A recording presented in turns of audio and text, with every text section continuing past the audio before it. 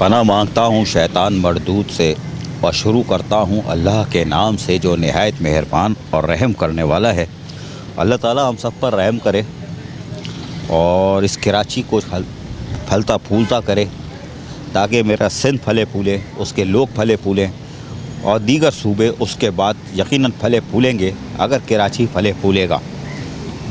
लेकिन उसके लिए हमारी कुछ कमज़ोरियाँ हैं और हम फ़िरौन बने हुए हैं और आवाम की खिदमत करने के बजाय, अपने लोगों की खिदमत करने के बजाय, अपने शहर को बचाने के बजाय माल जमा करने के चक्कर में लगे हुए हैं। करते रहें, आखिर में तो हिसाब देना ही है। मुझे अपने एक एक लफ्ज़ का हिसाब देना है और आपको और मुझे अपने अपने एक एक कर्मों का हिसाब देना है। पैसा यहीं पड़ा रह जाएगा, 22 गज़ लट्ठे में, कफन में, ज़मीन में जाएंगे। सरकारी मुलाजमीन को कब्र जो है, KMC के मुलाजमीन को कब्र ख़रीद कर ही अंदर जाना है। चंदा करके कफन लेना है, ये इनके नसीबों में है। शुरू मैं करता हूँ अल्लाह के नाम से जो निहायत मेहरबान है, रहम करने वाला है। अल्लाह ताला हम सब पर रहम करे, मेरे सरकारी मुलाजमीन, बल्दियाती मुलाजमीन, दीगर तमाम लोगों पर, कराची वालों पर रहम करे। मेरे साथ बैठे हैं सदर KMC union, all Pakistan local government federation. अच्छा, all Pakistan local government federation का मतलब ये होता है पूरा पाकिस्तान। यहाँ से अगर आवाज़, चीख की आवाज़ निकलेगी तो वो KPK से भी सुनाई देगी, बलूचिस्तान से भी, मानसेरा से भी, अटक से भी, टंडो आदम से भी, मीरपुर बटोरों से भी, सब जगह से आवाज़ आएगी अगर लोकल गवर्नमेंट फेडरेशन बोलूँ तो। बहरहाल शाह साहब, सफाई मुहिम चल रही है, चलती है। अभी मैं उस तरफ आता हूँ, अभी मैं आपको लेके चलता हूँ, आपको सैर कराता हूँ कि मेरा एक मुलाजिम मर गया था, फायरमैन। दूसरे की मैं बोल रहा था कि मरेगा, बचेगा नहीं, मरेगा। उसके गुर्दे निकल गए थे, दिल की रफ्तार ख़त्म, खबर आई, निकल गया, वो भी ऊपर पहुंच गया। चंदा करके कफन ख़रीदा जा रहा है। KMC के मुलाजमीन को भी कब्र फेरी नहीं है, अव्वल तो किसी को भी नहीं है, तो मुलाजमीन मर रहे हैं। फायर अलाउंस वादे के मुताबिक नहीं मिला, ये पत्तों की तरह झड़ते जा रहे हैं मुलाजमीन। यार, शहर तबाह होता जा रहा है, हम किस तरफ जा रहे हैं? बिस्मिल्लाहिर्रहमानिर्रहीम। शुरू अल्लाह के नाम से जो नहायत मेहरबान और रहम करने वाला है और जो हमारे दिलों के हाल को बेहतर समझता है। यहाँ अहम मामला ये था कि मेयर साहब से, हमारी लेबर डिवीज़न के अरकान के साथ से और उनके जॉइंट इंचार्ज थे, हमने एक मुश्तरका मीटिंग की कि KMC के क्राइसिस हैं, तो एक तो फायर रिस्क अलाउंस और दूसरा जो है 15% इंक्रीज़ थी, उसके ऊपर बड़ी बातचीत हुई। मेयर साहब ने, हमें पसंद आया, दो टोक अल्फाज में उन्होंने ये कहा कि 15% के लिए तो हमारे पास 4 करोड़ रुपए नहीं हैं कि जो हम दे सकें।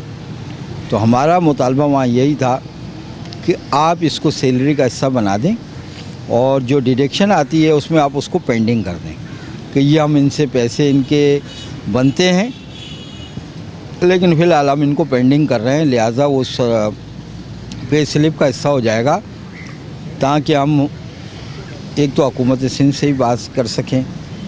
दूसरी बात यह है कि फिर हम उसको कोर्ट का हिस्सा बना सकें। और ये मरहला था, उसके ऊपर काफ़ी बातचीत हुई। उसके बाद तय ये हुआ कि इस माह हम 15% नहीं दे रहे। अब ये दूसरा महीना भी शुरू हो गया, अभी तक भी इतलात, अभी आखिरी इतलात अब थोड़ी देर पहले तक हैं कि पुरानी शरह से ही वो बिल बन रहा है। दूसरी बात ये थी कि 20 से 25 सितंबर के दौरान मेयर साहब ने कहा था कि ये आसमानी, लेकिन ये भी साथ में कहा था आसमानी सहीफ़ा नहीं है, हो सकता है 26-27 भी हो जाए, लेकिन उन्हें कहीं से पैसे आने की उम्मीद थी। तो उन्होंने ये कहा कि तकरीबन 2.5 से 3.25 करोड़ का बिल बनता है, तो हम जो है फायर रिस्क अलाउंस को अदा कर देंगे, आप एजिटेशन में या उसमें नहीं जाएं, ये मेरा आपसे वादा है। लेकिन जैसा कि आपने देखा कि वो 20-25 भी गुज़री है, 30 भी गुज़र गई, आज 1 अक्टूबर है, अगला महीना ड्यू हो चुका है, 15 से 16 हो गए। और अफसोसनाक वाक़या ये हुआ कि सिर्फ पिछले माह की मैं आपको बात बताऊं तो हमारे 5 लोगों को दिल के दौरे पड़े थे, फायर फाइटर्स को। उनमें से 2 आपने देखे, SFO सैयद कैसर अली और महबूब इलाही साहब, सीनियर फायर फाइटर थे। वो इस जाने फ़ानी से कूच करेंगे और इतलात आपके तवस्सुस से पता लगी कुछ फायर फाइटर्स की तवज्जुह से ही पता लगी कि उन्हें चंदा करके जो है उनकी कब्र ख़रीद कर और उनको कफन दिया गया।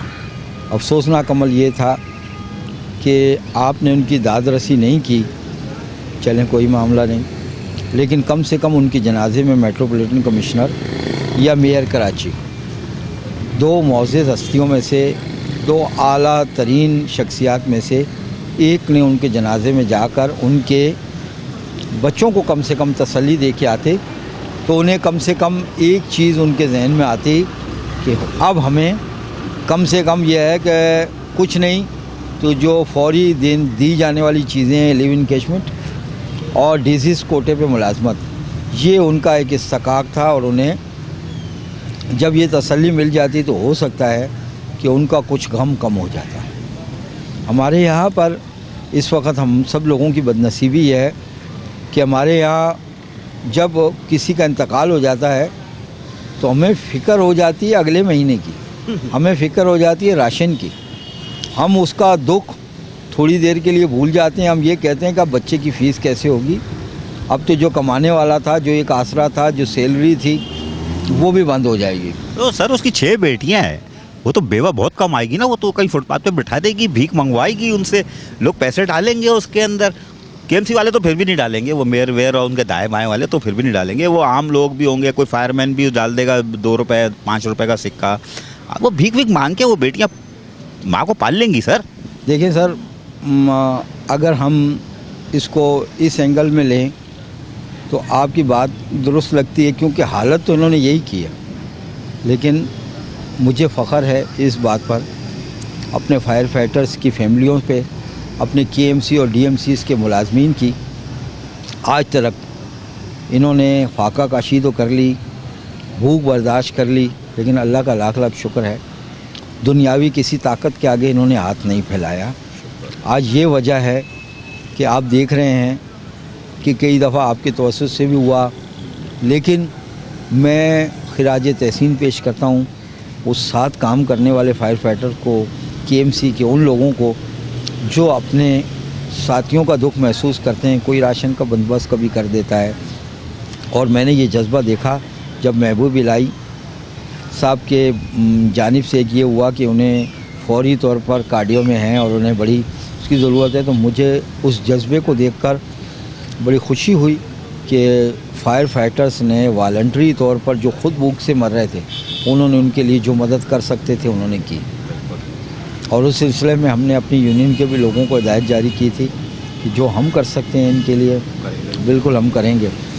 लेकिन चूँकि उनकी ज़िंदगी बहुत कम थी, अल्लाह पाक ने उन्हें सिर्फ़ 1 दिन की मोहलत दी। उस 1 दिन के दौरान जो लोग वहाँ गए, जो लोग गए, उनके बेटे मुहिब से भी आप पूछ सकते हैं, तो उन लोगों ने एक ऐसा किया कि कम से कम मुझे इस बात से दिली तौर पर मैं मुतमईन हूँ कि उनका दुख काफ़ी हद तक कम हुआ। लेकिन दूसरी जानिब अफसोस ये हुआ कि जब इंतज़ामिया की जानिब से मैं यहाँ पर माजरत के साथ स्टेशन अफसर, SFO या चीफ फायर ऑफिसर तक को वहाँ पर इंतज़ामिया नहीं समझता, क्योंकि फायर फाइटर जो है ये फ़ौज के बाद एक दूसरी दिफाई लाइन होती है, और उसमें अफसर का सिर्फ ऑर्डर तक अमल होता है, बाकी उसके बाद ये सब एक जैसे बड़ा खाना होता है, इनकी बड़ी तकरीबात होती हैं, ये सब एक ही उसमें सफ़ में खड़े रहते हैं। तो मैं ये समझता हूँ कि कम से कम अज़ीज़ भाई कि मुझे अल्लाह की ज़ात से भरोसा है, और मैं अपने दिल से अगर अब बात को ये देखूँ तो कम से कम वो 6 बच्चियाँ भीख नहीं मांगेंगी। हो सकता है सिलाई कढ़ाई कर लें, हो सकता है किसी के बर्तन मांजने का काम कर लें, कपड़े धोने का काम कर लें किसी के घर, लेकिन ये अल्लाह की ज़ात से उम्मीद है कम से कम वो ये जो है ये काम नहीं करेंगे। अलबत्ता गैरत खाने का वक्त है इस वक्त केएमसी की इंतज़ामिया को कि वो कम से कम अपने अखराजात को कम करते हुए, अपनी चीज़ों को कम करते हुए, वो उसको दाद रसी के लिए फ़ौरी तौर पर उसे कुछ नहीं कर सकते तो इनकेशमेंट और फाइनेंशियल असिस्टेंट। और दूसरा मैं आपको ये भी आपके चैनल के तवज्जुह से, आपके वेब टीवी की तरफ से ये करता चलूँ कि हमारे यहाँ पर अभी तक उस नोटिफिकेशन पे अमल नहीं हुआ जो फाइनेंशियल असिस्टेंट को इंक्रीज़ किया गया है, 16 लाख और 19 लाख और 30 लाख तक गया है, उस पर अमल अभी तक नहीं हुआ। और इसके साथ साथ मैं एक और अफसोसनाक आपको बात बताता चलूं कि 1 साल से ज़्यादा अरसा हो गया हमारे रिटायर्ड जो केएमसी के मुलाजिम हैं, जो हम पहले फ़ख्र महसूस करते थे कि केएमसी में फाइनेंशियल असिस्टेंट, ग्रुप इंश्योरेंस और इनकेशमेंट के केस नहीं रुकते, लेकिन गुज़श्ता साल 1.5 साल से मैं ये देख रहा हूँ कि हमारे कम से कम जो है ना 1 करोड़ से ज़ायद के जो इनकेशमेंट के केस अभी तक पेंडिंग है। और वो किसको क्या 1 लाख, 1.5 लाख, 2 लाख, इससे ऊपर नहीं होता, 2.5 लाख से ऊपर वो पेंडिंग में है। ग्रुप इंश्योरेंस के अब मिलना कुछ शुरू हुए। फाइनेंशियल असिस्टेंट के भी हमारे 2 से 3 करोड़ रुपए की पेंडिंग केसेस हैं। 2 अरब किस चीज़ के ख्याल साहब? सर वो मैं उसी पे आ रहा था कि 2 अरब से ज़ायद, 2 अरब नहीं, अब तो 2.5 अरब तजावज़ कर गए। वो तकरीबन 4000 के लगभग हमारे रिटायर्ड और वफात पा जाने वाले मुलाजमीन हैं, जिन्हें आप लोगों की ताउन की वजह से और सिंध हाई कोर्ट की मेहरबानी की वजह से कम उन्हें पेंशन मिल रही है। ये अल्लाह पाक का बड़ा शुक्र है, और उसने हम जैसे गुनाहगार लोगों से के हाथों ये काम करवा दिया कि कम से कम पेंशन का इशू नहीं है। इसी पे तो ये हमें गालियाँ बकर है कि हमारा माल जो हमारे पेट में जाता और Nigeria, Canada, America, New Zealand, Dubai जाता, वो तो आपने और मैंने मिलके जो खिंचवा दिया इनके जेबों से, ख़जाने से। ये इसलिए हमें गालियाँ दे रहे हैं, हमें हमारा बाइकाट कर रहा है, और आपकी भी इज़्ज़त नहीं है और हमारी भी। खैर अल्लाह ताला इज़्ज़त देता है। शाह साहब ने एक बात कही, अल्लाह करे ऐसे ही हो, वो बेटियां भीख ना मांगे, लेकिन उन्होंने कहा है कि वो शायद बर्तन मांज लें, झाड़ू पोछा कर लें, लेकिन शर्म करो तुम लोग यार, शर्म करो। तुम्हारी भी बेटियां हैं, वक्त आ सकता है तुम लोगों पर। केएमसी में बैठे हुए 17, 18, 19, 20 ग्रेड के अफसरानों, अगर मेरे फायरमैन की बेटी कहीं बर्तन मांजती है, कहीं कपड़े धोती है, कुछ करती है, तो डूब मरने का मुकाम है मेयर कराची के लिए, मेट्रोपॉलिटन कमिश्नर के लिए, और 17, 18, 19, 20 ग्रेड वालों के लिए, सेक्रेटरी फाइनेंस के लिए, वज़ीर आला सिंध के लिए, वज़ीर बल्दियात तो तुम हो ही नहीं यार। तुम तो एलडीए केडीए वाटर बोर्ड, इसके वज़ीर बल्दियात हो। केएमसी डीएमसी में तुम्हारे पर जलते हैं, केबीसीए के, हाँ जहाँ बाल है वहाँ के तुम वज़ीर बल्दियात हो। केएमसी डीएमसी में तुम्हारी चलती नहीं है। अगर शर्म करो, अगर उसकी बेटियाँ जो है बर्तन मांजे वो करें। अगर तुम फाइनेंशियल असिस्टेंट बढ़ा के दो, 9 लाख, 20 लाख, 30 लाख जो उसका बनता है वो हक दे दो, तो बेवा हो सकता है बैंक में कहीं रख के पैसे आए तो अपनी बच्चियों को स्कूल भेज दे, ना कि बराबर में या बाहर बिल्डिंग के बाहर जाए वो, और वो बर्तन मांज के किसी के घर से पैसे लाए। शर्म करो यार, एक मुजाहरा तो करो, दोबारा सुनवा दो, डूब मरो, शर्म करो, हया करो, वो दोबारा सुनवा दो इन लोगों को। फायरमैनों के बेटियां बच्चियां मर रही हैं, 6 बेटियां मर रही हैं, सिसक रही हैं, तुम लोग को है या नहीं आई कि उसके जाके उसकी मदद करते। और यूनियन के लोग जा रहे हैं, इनके पैसे कहाँ से आएंगे यार? ये अपने लोगों को भेज रहे हैं, जाके कुछ दे के आओ यार। फायरमैन खुद फाके कर रहे हैं, वो 50, 100, 200 रुपये दे रहे हैं यार। तुम लोग सो रहे हो, जनाजे में भी नहीं गए, कब्र के भी पैसे नहीं दिए, कफन के भी पैसे नहीं दिए। शर्म नहीं आ रही? माल पीट रहा हो। नए वालों जागो जागो जागो।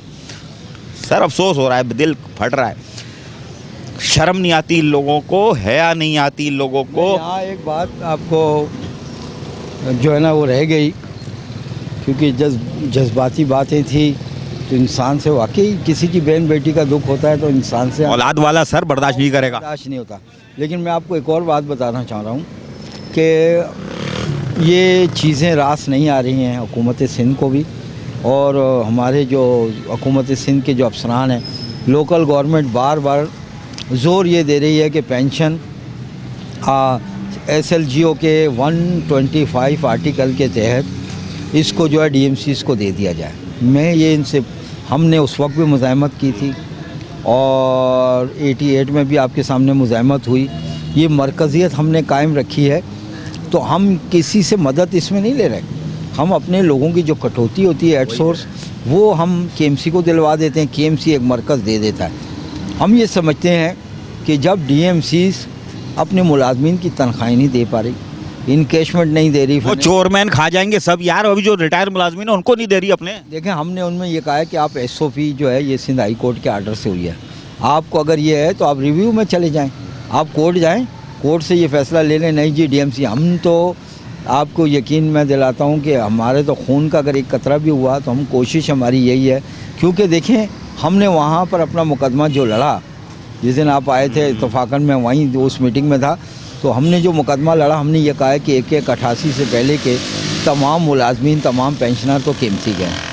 उसके बाद क्या हुआ है कि जब मरकज़ियत हमारी कायम हुई है, मरकज़ियत के बाद क्या हुआ है कि फिर आपने 88 में जो है ZMC बनाई, जोनल म्यूनसिपल कमेटी, ये 4 थी, वो चली हैं 92 तक।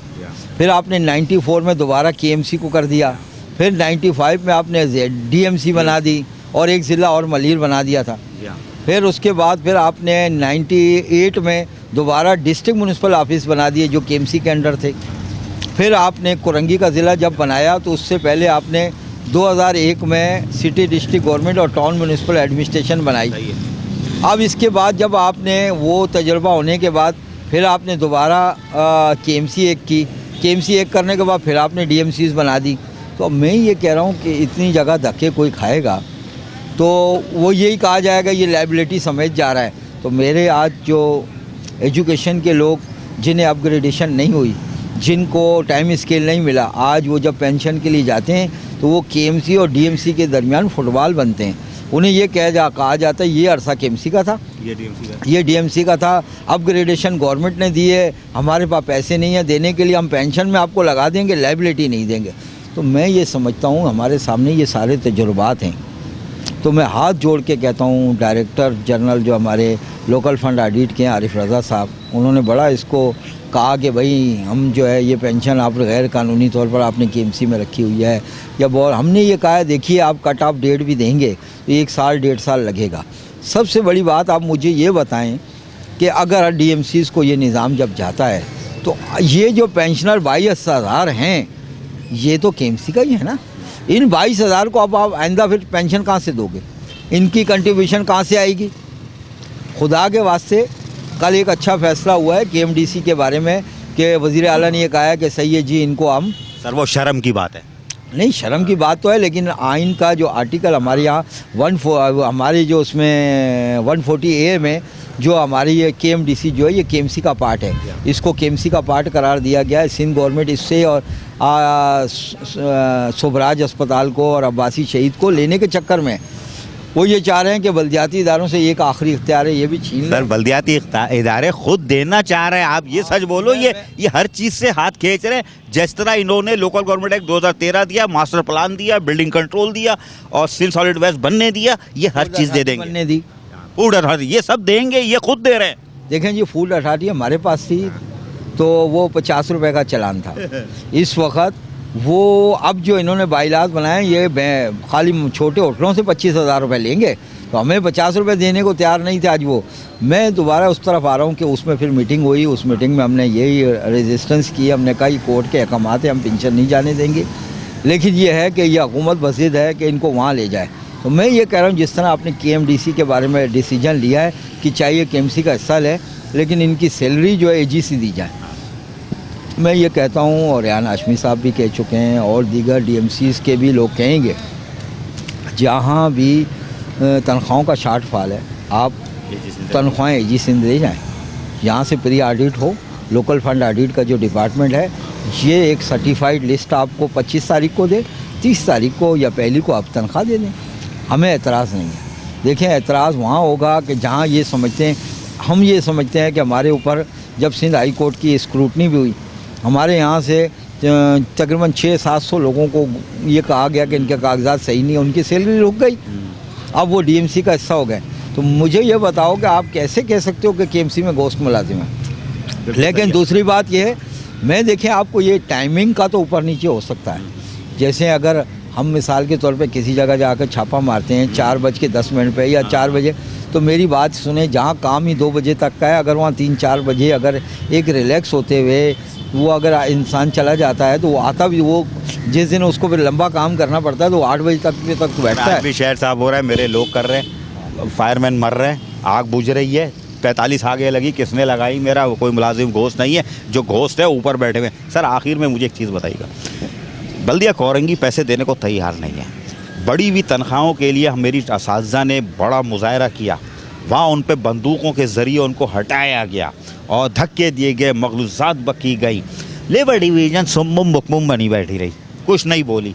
तंबू लगा के ऐलान किया गया मजबूर होने के बाद कि साहब 15% देते हैं, अब देने जा रहे हैं शायद। अब उनके ख़िलाफ़, टीचरों के ख़िलाफ़ इंतकामी कार्रवाई शुरू कर दी गई है। यानी दिलचस्प बात यह है, आप मुझे बताना ज़रा इसका हाल। एक टीचर जो B.Ed M.Ed हो, 14 ग्रेड की हो, उसका ट्रांसफ़र आप करते हो 7 ग्रेड की हेड मिस्ट्रेस जो प्राइमरी स्कूल है, सेकेंडरी की MA B.Ed 14 ग्रेड 7, तो ये कानूनी के तहत ये फंस नहीं जाएंगे कि आप कैसे प्राइमरी में भेज रहे हो, 7 ग्रेड के अंडर में भेज रहे हो, और फिर ये इंतकामी कार्रवाई जो कर रहे हो, इसका नतीजा क्या होगा सर? देखिए, माजरत के साथ हमारी अदालतों के नॉलेज में ये सारी बातें हैं, लेकिन एक जुमला नहीं है नज़रिया ज़रूरत पे वर्क अरेंजमेंट। देखें, जब ये किसी आदमी को सज़ा देनी हो या किसी को जज़ा देनी हो, सज़ा देनी है तो कम ग्रेड पे भेज दोगे आप वर्क अरेंजमेंट पे, और जज़ा देनी हो तो कम ग्रेड वाले को ऊपर भेजेंगे, ये वर्क अरेंजमेंट है जी। यानी ड्यूल चार्ज हो या कोई भी हो तो ये दिया जाता है। मैं यहाँ आपको ये बात बताता चलूँ, कुरंगी में गने तानी गई, जो हुआ बहुत बुरा हुआ, और असातिज़ा के साथ इस तरह का रवैया, वालिदैन कहलाते हैं ये, उनके साथ ये रवैया बहुत गलत है। हमने पहले भी उसकी मज़म्मत की और आपके हिस्से के तवस्सुत से भी करते हैं, और मैं मज़म्मत DMC सेंट्रल की भी करता हूँ, महकमा एजुकेशन की, कि वहाँ पर गुलबर्ग की जो असातिज़ा थी उन्हें माफ़ी मांगने पर मजबूर किया जा रहा है, जबकि वो उस एजिटेशन का जब हिस्सा जो नहीं था उसे खामखा नोटिस जारी किए गए। उन्हें अभी भी टार्चर किया जा रहा है ज़हनी तौर पर। उन्हें ये बताया जा रहा है कि आपके ख़िलाफ़ ये हो जाएगा, आपके ख़िलाफ़ वो। जो शख्स वहाँ इन्वाजो लिख के दे रहा है कि मैं तो यहाँ था ही नहीं, तो मुझे आप किस वजह से एक्सप्लेनेशन या END रूल के खिलाफ एहतजाज तो बड़ी हुई तनख्वाह के कर रहे हैं ना, वो गालियाँ थोड़ी दे रहे हैं, लानत थोड़ी भेज रहे हैं यार। नहीं, मैं एक बात बता रहा हूँ कि चलें जी, आपने अगर उस चीज़ को भी आप ये कह रहे हैं कि जी उस पर है, लेकिन उसमें भी आपने चॉइस क्यों सिस्टम किया? जो डायरेक्टर के चहीते लोग हैं उन लोगों से आप नाम लेते हैं और उनको आप आगे करके इस्तेमाल करके पीछे उन टीचरों का नाम देते हैं जिन्होंने आने से इनकार किया। जो आने से इनकार करता है उसका नाम दिया जाता है, जो एहतजाज करता है, जो चेयरमैन साहब की तकरीर सुनने आ रहा है उसके ख़िलाफ़ कोई कार्रवाई नहीं है। हम इस सिलसिले में देखें, हमने फुटेज भी मंगवा रहे हैं और इस सिलसिले में हम जो है ऊपर बात भी कर रहे हैं, और मैं रेहान हाशमी साहब से भी बात करूँगा, नैयर रज़ा साहब से भी, कि ये मामलात हमारे अंदर के हैं। आप इन मामलात को खुदारा, एक तो आप इन्हें बड़ी हुई तनख्वाह नहीं दे रहे, दूसरी बात यह है कि आप किसी शख्स, तो ये तो वही मिसाल है कि मारो भी और उसको रोने भी ना दो। सर, इसको लोकल गवर्नमेंट फेडरेशन के तहत उठाया जाए, ट्रांसफ़र पोस्टिंग ये जाली बंद करो, ये धमकाना बंद करो। मैं उसी पे आ रहा हूँ कि अभी आपको पता है कि हमारे कल जो इजलास हुआ है गुजरांवाले में, वहाँ पर हमारी पूरे पाकिस्तान की फेडरेशन के लोग जमा हुए हैं। चारों सूबों से शिकायत ली गई, चारों सूबों की जो तरीक़ाकार था तय किया गया। वहाँ ये बात हो चुकी है कि all Pakistan local government worker federation Karachi में अगर कोई ज़्यादती होगी तो यहाँ सूबा हमारा ज़िम्मेदार है, वो सूबा लिख के, सूबाई हमारी तंजीम लिख के मरकज़ को भेजेगी।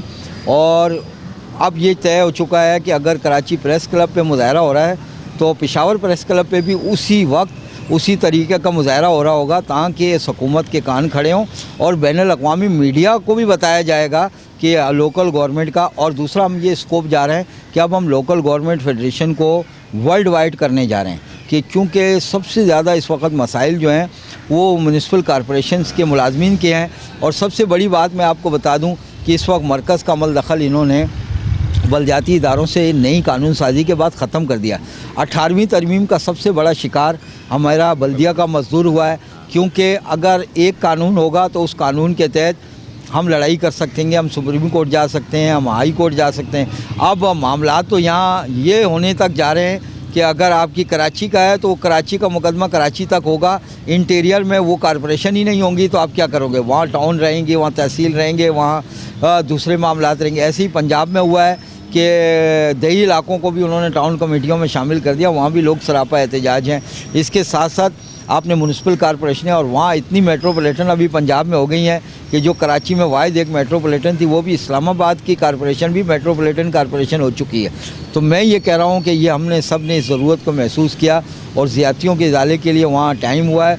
दूसरी बात यह है कि हमारे मरकज़ का इलेक्शन हो चुका है, अब हम सूबों के इलेक्शन की तरफ भी वहाँ जा रहे हैं। ताकि उस सूबों को मजबूत किया जाए। उन रिहायशी जो उन कारपोरेशनों में जहाँ यूनियनें एक से ज़ायद हैं, हमारी कोशिश है कि एक यूनियन होकर वो एक मुट्ठी में जमा होकर वो जो है बल्दियाती इदारों को अपना असर सुख बताएं। इस सिलसिले में अब हमें सबसे ज़्यादा जो हम फोकियत दे रहे हैं वो अपने मुल्क पूरे में सैनिटरी वर्कर को दी जा रही है।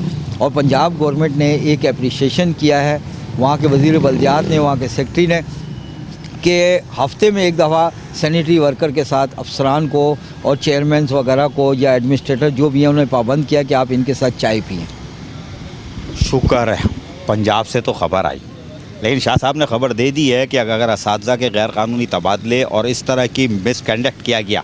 लेकिन मुझे किसी ने बताया कि वो अफसर जो है ना, अब वो हवा का रुख बदलते देखते हैं ना, अफसर भी पलटते हैं। तो उस अफसर को मैं सलाम पेश करता हूँ जिसने हवा के रुख को बदलते हुए देखकर एक टीचरों का 10 टीचरों का तबादला हो चुका है, जिसमें से एमएड बीएड की टीचर को जो सेकेंडरी स्कूल की है उसको प्राइमरी स्कूल की 7 ग्रेड की एडमिनिस्ट्रेशन के अंदर डाला है ताकि वो पंडोरा बक्स खुले। तो इसका मतलब ये है कि अफसरान ने भी अब क़िबला रुख अपना बदलना शुरू कर दिया है। उनको पता है कि ये जो चोरमैन, अरे यार चोरमैन निकलता है, चेयरमैन जो है, अब इनकी कहानी ख़त्म हो रही है और कौम भी बेदार हो चुकी है।